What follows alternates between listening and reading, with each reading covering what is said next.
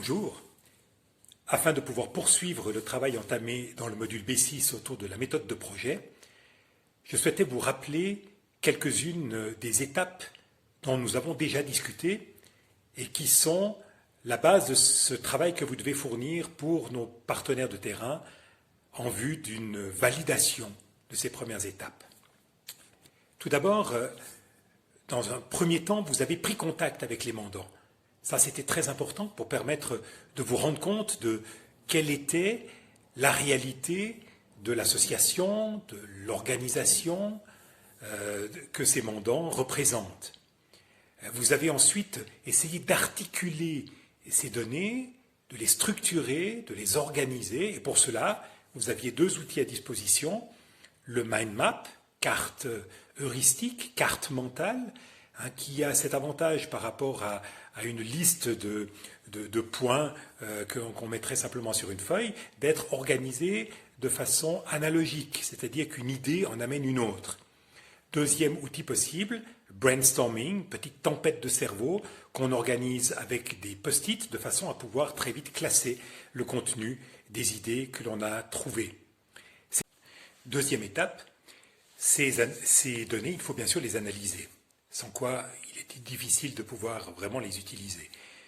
Pour ça, il faut les classifier, les comparer, les mettre en lien les unes avec les autres, distinguer données froides, plutôt numériques, données chaudes, plutôt sociales ou déontologiques, des données qui concernent le fort interne de l'institution ou qui sont produites par des éléments extérieurs. Pour cela, vous aviez deux outils, le SWOT, cette matrice qui permet justement de déterminer force, faiblesse, opportunité et risque, ou d'effectuer par exemple un arbre à problèmes si vous vous centriez plus sur la résolution d'une situation problématique avec d'une part la détermination des causes du problème et puis ses conséquences.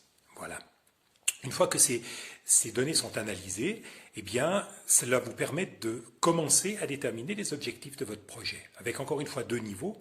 Le niveau de la finalité, pour commencer, qui est plus une mise en cohérence des valeurs du projet avec celles de l'institution.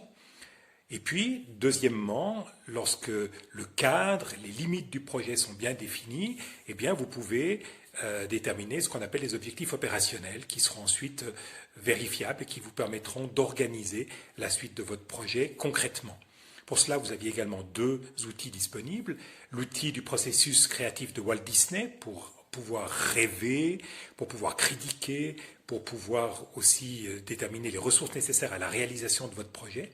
Et puis dans un deuxième temps, pour vérifier la qualité de vos objectifs, vous aviez cette règle SMART que vous connaissez très bien. Ce sont ces documents mis en forme avec une petite explication, le journal de ces trois premières étapes que vous devez transmettre pour le vendredi 3 mars à midi aux mandants, donc aux partenaires terrain. Pour cette transmission, coordonnez-vous avec votre coach qui décidera si c'est lui ou elle qui transmet ces informations ou si vous pouvez le faire directement. Ceci permettra que, pour le 7 avril, vous receviez une quittance de la part du mandant qui vous indiquera ainsi si ces objectifs sont validés ou s'il y a une adaptation éventuelle ou une rectification de ces objectifs à opérer, de façon à ce que vous puissiez poursuivre ce processus sur une base qui a été validée, de façon à ne pas partir complètement ailleurs que ce que votre mandant aurait comme intention. Voilà. Pour la suite, eh bien, je vous donnerai quelques petites explications supplémentaires pour les étapes et les outils suivants qui n'ont pas été présentés à partir du 7 avril.